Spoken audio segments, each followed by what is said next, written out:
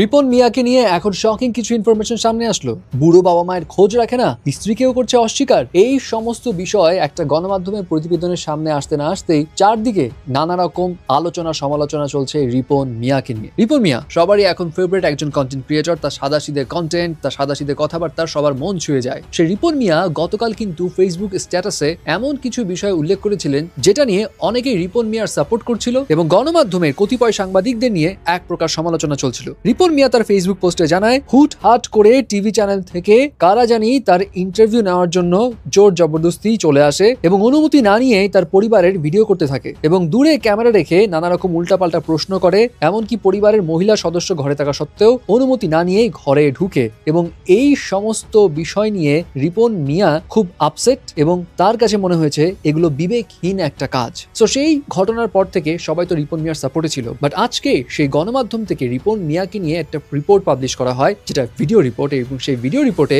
কয়েকজনকে দেখানো হয় যাদের দাবি তারা রিপন মিয়ার বাবা মা এবং তারা ক্যামেরার সামনে বেশ কান্নাকাটি করেই জানায় রিপন মিয়া এখন বড় মানুষ হয়ে যাওয়ার পরে তার দরিদ্র বাবা মায়ের কোনো ভরণ পোষণ করে না, তাদের খোঁজ খবর রাখে না, তারা থাকে ভাঙা বাসায়, অথচ রিপন মিয়া স্ত্রী সন্তানদের নিয়ে পাকা বাসা করছে। এবং এটাও জানা যায় তার মা বাসা বাড়িতে কাজ করে খুব কষ্ট করে রিপন মিয়াকে লালন পালন করেছে, বাট এখন ছেলের এই রূপ দেখে তাদের বেশ কষ্ট হচ্ছে। অপরদিকে রিপন মিয়াকে এই বিষয়ে প্রশ্ন করা হলে তিনি জানান তিনি তার বাবা মায়ের খোঁজ খবর রাখেন, তবে তার স্ত্রী আছে কি নেই সেই বিষয়ে তিনি বলেন তিনি বিয়েই করেননি। যার সম্পর্কে সাংবাদিকরা প্রশ্ন করছে সেটা তার বড় ভাইয়ের স্ত্রী। তো এখন এই বিষয়গুলো সামনে আসার পর চারদিক দিয়ে কিন্তু নানা রকম কাহিনী কেচ্ছা চলছে। কেউ বলছে এটা হয়তো রিপন মিয়াকে ঘিরে কোনো এক ষড়যন্ত্র, কেউ বলছে মিস ইনফরমেশন, আবার কেউ রিপন মিয়াকে নিয়েই করছে ছিছি। অনেকেই বলছে মুখোশের আড়ালে কি তাহলে এই রূপ ছিল রিপন মিয়ার? এখন আপনাদের কি অপিনিয়ন মাস্ট জানাবেন।